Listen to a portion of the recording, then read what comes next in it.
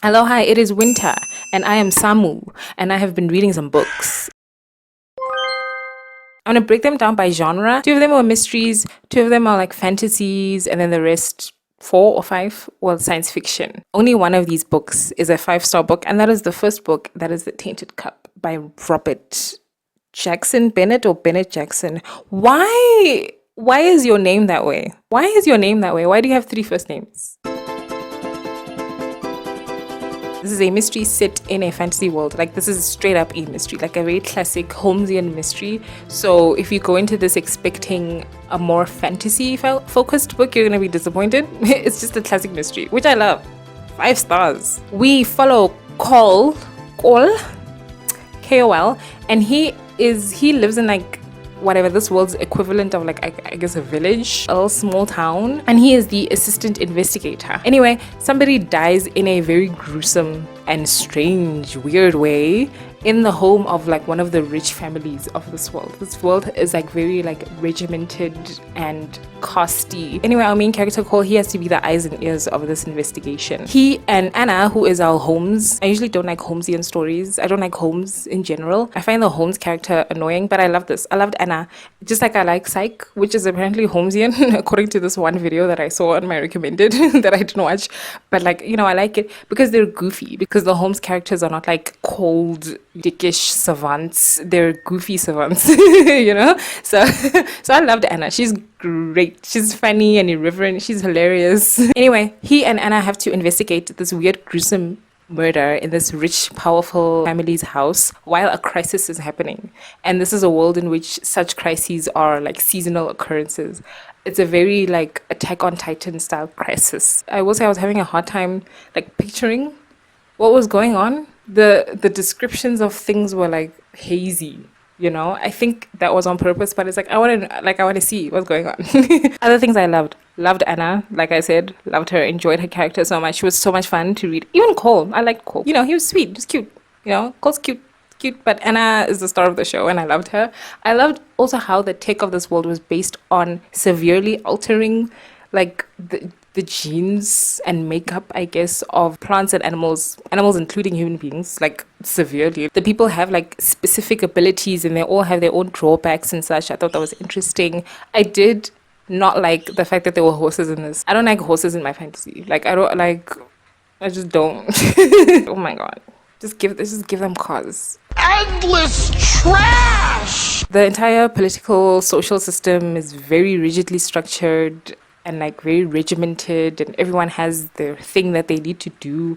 Seemingly, you know, all of this oppression is seemingly so that the world can deal with these crises that keep happening, these seasonal crises that I mentioned. I like Robert Jackson Bennett. I like Robert Jackson Bennett's worlds that he writes. I find that they're very like rich historically and culturally, generally, from the 2 books that I read. It was this one and City of Stairs, but I loved it.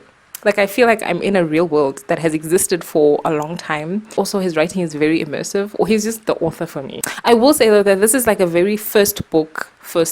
The, you know, monster of the week for this particular book are all like tied up neatly, satisfactorily, although you get an answer to most of your questions.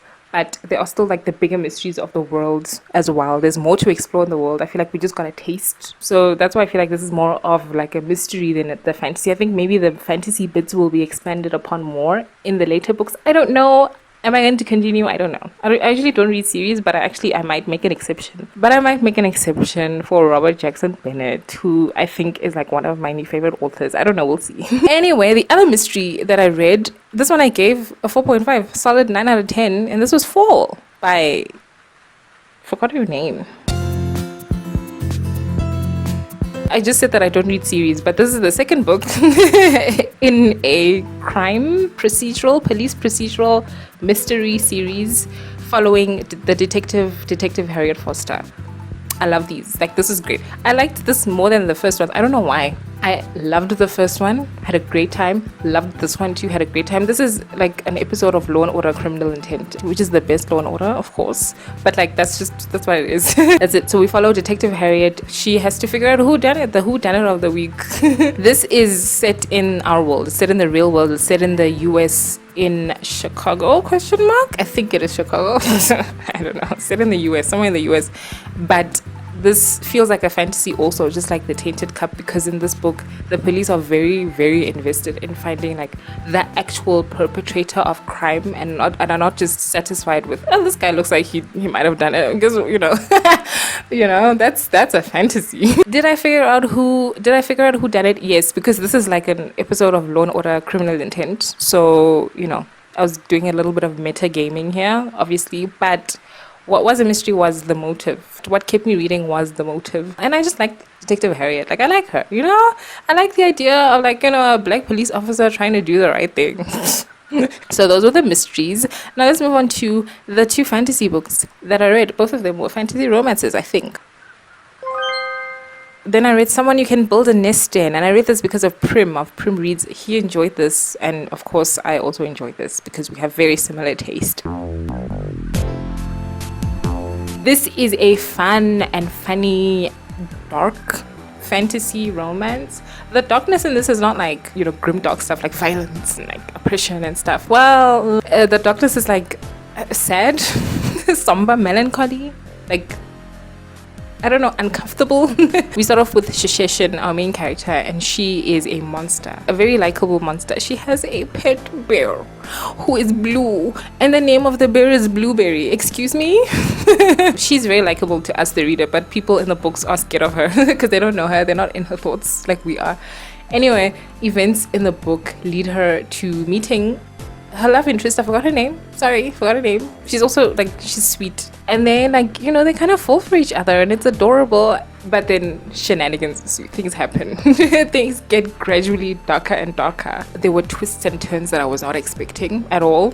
Loved that. I also loved our monster Shisheshin's interactions, her very awkward interactions with human beings in the town. I did feel like this book went on for way too long. The epilogue bits at the end definitely overstaying their welcome. Definitely it was like a visitor staying for longer than an hour. I was like, Side note, is that weird? Because an hour for me is I'm compromising, because for me I feel like if you come to my house, you should leave within 15 minutes, but I feel like even that is a long time. So an hour is a compromise, but some people feel like an hour is also too short. So I don't know.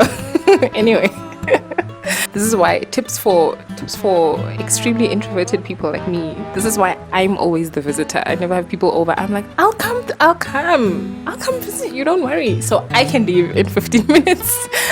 When I'm done, I'm like, oh, bye. What? They can't stop you. They can't stop you from leaving. Then it's kidnapping. Oh my god. Whereas if they're visiting you at your house, they are also kidnapping you, but they're kidnapping you at your house, and I don't think that'll hold up at the police station or in court. If you've read this book, please explain to me, why didn't Shisheshin just absorb the thing? Because I didn't get it. I was like, what? Just absorb this. What are we doing? You know what I mean? The thing. I was like, why are we still here doing all of this? Just absorb it. It wants to be absorbed. Just absorb it. Then the second fantasy book I read was also a fantasy romance, and this is The Wolf Lord by Anne Aguirre. Aguirre? I never know how to say this lady's name. It just doesn't work with my accent. Also gave this one 4 stars, and this one was not as gloomy as Someone You Can Build a Nest In. Did I say the name of the book? This is book 3 in a series. I have not read book 1 and or 2.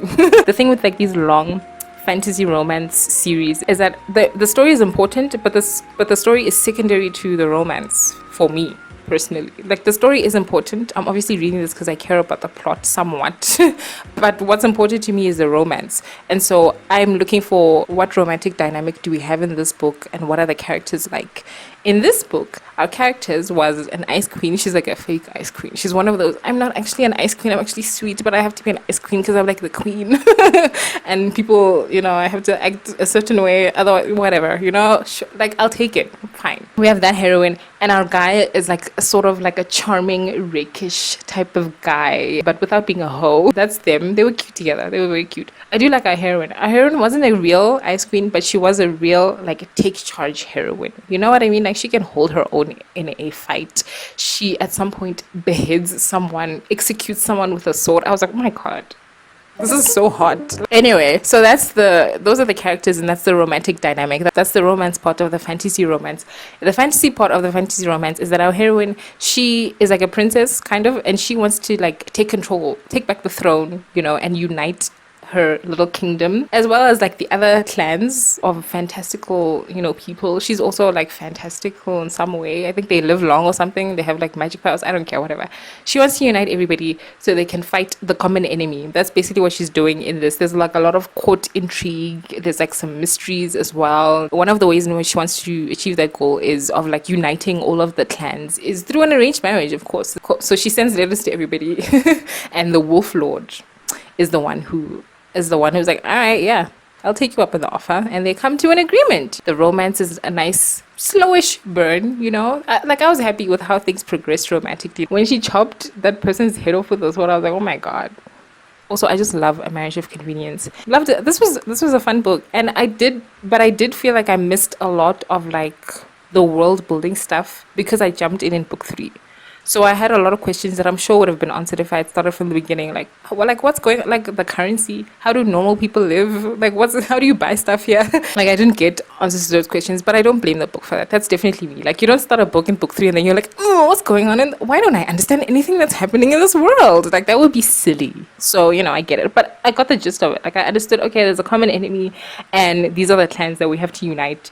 And we're going to unite through a bunch of romances over the course of 7 books or something. I get, you get it. You get it's a fantasy, And now for the science fiction books. City of Pearl. Gave this one a solid 7 out of 10. You will like this book if you like books, like if you liked Ammonite by Nicola Griffith. This felt longer than it was. We have an alien planet and we have different players on the board. Our different players are the original inhabitants of the planet. Then we have their protective neighbors who are protecting these original inhabitants from like former colonizers who are still hanging around. These are also aliens. They're still hanging around. They want back in on the planet. And then we also have a small, like very old human colony. They're cut off from the rest of humanity. This is in the far future. People don't know that they exist. They are being tolerated on this planet. So those are our players. Interstage Right, our main character. She's back here in our solar system. She works for like the future human government's environmental protection agency. She's basically the green police in this. Anyway, she and a small team of like military people. What are they? Marines? I don't know. And a few scientists are sent off to a secret mission to this alien colony. And the objective of this mission is a mystery to her and everybody on board. And we also don't know what the objective is. I mean, it was fine, but it was like kind of a frustrating read. I was rooting for the main character the whole time, the Green Police, obviously. But like I didn't have any real strong feelings towards her at all. Like I was like, okay, like I was just rooting for her because she's the Green Police and she was just so obviously right the whole time in the whole book. There are some characters in this who make just really frustrating, weird decisions. Like there's one character in particular, I'm like, girl, come on. And then the thing that happens that you expect to happen from her decision, then she gets angry. It's someone else's problem. You could have done this, you could have done that. Like, oh my god. The aliens were also fine. Like they were okay. I read this book for the aliens. Like I've said, Planetfall has ruined space colony books for me. Like completely, I can't read them. But I read this one. I keep trying because I get baited by aliens. I'll read any book with an alien in it. I'll try any book with an alien in it. But they were fine in this. They were like, okay, there wasn't any real interesting speculative biology, which is my favorite thing when it comes to aliens. But I also enjoy like cultures, like fun cultures as well. The cultures in this, they were just too human for me. They were interesting. I will say the cultures were very interesting, but ultimately the aliens were like, okay. The fact that I could understand all of their perspectives and their reasoning and their decision making means they were not alien enough for me. Okay, I like my aliens incomprehensible and weird. Give me a Solaris. Anyway, it also seemed like at some point that there was going to be a romance brewing, and I was so into it. I was like, wait. Because also it would have been my dynamic that I like, a really dominant woman and a slightly less dominant man. Like a sweet man or alien in this case, but that didn't happen. Then I read Gods, Monsters, and the Lucky Peach. This one also felt way longer than it actually was. And this book is very hard to explain and describe. I mean, just look at the cover. Look at it. This is just a weird book. Main character is an older woman. Future post-apocalyptic Earth. Underground cities. Banks. Repopulation of the surface being stalled by the invention of time travel. Because of the banks. Big babies or something. All of that is just noise. At the end of the day, the essence of this book is very simple. Our main character, she's a woman who is I'm going to say river scientist. That's not what she is, but we're going to call her a river scientist. And she has not been given the opportunity to do her river science because this new technology, time travel, is hogging all of the attention and money from the banks. She sees that there is an opportunity for her to bid for the opportunity to go to the past, and she wants to do that so she can study the rivers in the past and then maybe apply that to remaking, I guess, I don't know, the rivers now in the post-apocalypse. That's basically the story. Most of the story is her and her assistant working on the bid, just working on this proposal. That's just most of the book. Other things do eventually happen, of course, but the book ends when things start getting interesting. When I feel like the story is just getting started, then the book is like, oh, okay, bye, I'm done. And I'm like, what, huh? What? Nothing in this came together to form an actual cohesive story that made sense. I think I gave this 2 stars. I like the old lady with tentacle legs. Those were the 2 stars. Also, I wish I had known that there was time travel in this. I would not have read this. I don't like time travel. I hate it. I don't even want to think about the time travel in this because it's just gonna make me upset. Just logically. I don't even want to think about it. It's fine. Let's move on. Alien Clay. Okay, I read this also because of Prim Reads, I think. I think you also enjoyed this. I enjoyed this. I love this. This is my second Tchaikovsky. I've read Children of Time. I have a video on my channel where I talk about how I don't get why people like that book. I didn't get it. I didn't finish it. I wasn't enjoying myself, but this is great. I feel like this is a better version of Children of Time. I really enjoyed this, and I get it now. I understand I'm now also on the Tchaikovsky train. I'm there with you. I get it. Anyway, this has 2 things that I love in general in books. One, it has revolutions, people plotting to overthrow oppressive systems and, governments and stuff. Love that. And it also had my favorite thing, speculative biology. I love it. We have weird, disgusting, strange aliens in this, and I loved it. They're so gross. Oh my god, I could not read the descriptions when dissections were happening. Oh my god. Anyway, I am putting forth the argument that this is a better version of Children of Time because of the following reasons. 1, the human storyline in this is actually well written. It's actually fleshed out. You actually care about what's going on with the humans. It's not like in Children of Time where the human storyline was an afterthought for the main xenofiction skeleton about spiders. The second reason why this is a better version is because the aliens in this are actually aliens and they're not just spiders. Come on. I will admit I did like some of the speculative biology parts of Children of Time, but they're spiders at the end of the day. Number 3, there was actual intrigue in this book, actual mysteries to be uncovered and things to be deduced and found out, unlike in Children of Time where you know exactly what everyone is doing at all times, everywhere. And finally, number 4, there was an actual point to this book. This book is about something, and you can tell. Unlike Children of Time, which was about spiders. I don't want to spoil too much about this book. It's fun to just uncover what's going on. All I'm going to say is that this is set in the far future. We're told the story in first person from the perspective of our main character who finds himself, through circumstance, on an alien planet and shenanigans ensue. That's all I'm going to say. It's fun. It's fun. It's a good book. Then finally, we have Altered Starscape. And this is a hard science fiction book, a very over explained hard science fiction book that also felt way too long. It felt longer than what it was. Here's the thing with hard science fiction, right, that I need authors to understand is that Yeah, I'm there for the science. Well, that's one of the things I'm there for. I'm there for a good story too, but I'm there for the science. But you don't have to explain everything. You explain to me novel ideas, or you explain to me really esoteric scientific ideas, like just like ones that I likely have not heard of. You don't have to explain every single thing to me, not because I know everything, but because I have access to the internet. I can just Google it. This has an explanation for literally everything. And the thing with this book is like every single sci-fi idea you could think of is in this book. Everything. And everything is explained. Everything. At some point this man explained a Dyson sphere. I was like, there is no way, Ian Douglas. There's no way. It's 2015. No, a Dyson sphere in 2015. Even in 2015. That was like, no girl. You are not explaining a Dyson sphere in 2015.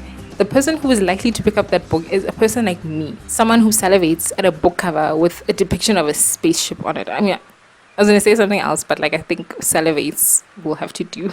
and that person, someone like me, is somebody who has read other science fiction before and likes science fiction.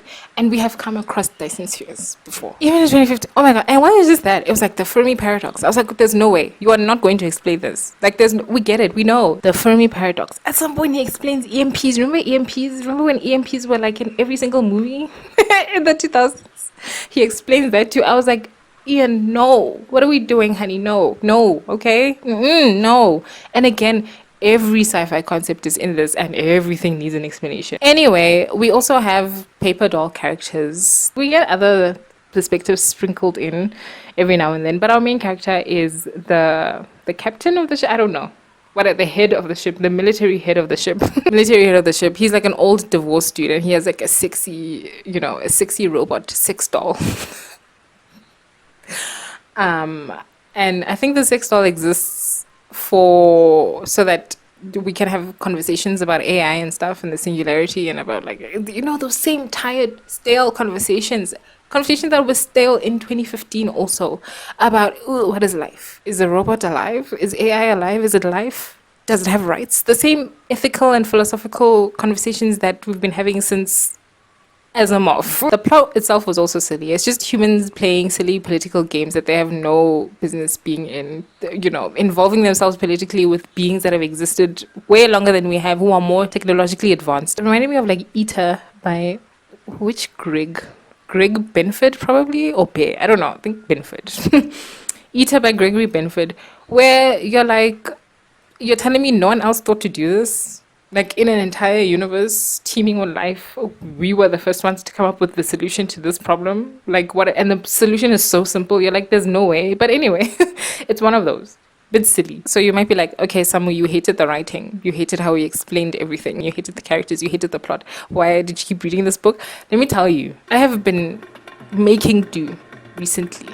I don't like sci-fi set on Earth, like where it's just like a techno thriller, where it's just like one speculative element, and it's like, what if people lived in VR and then we run around, yawn.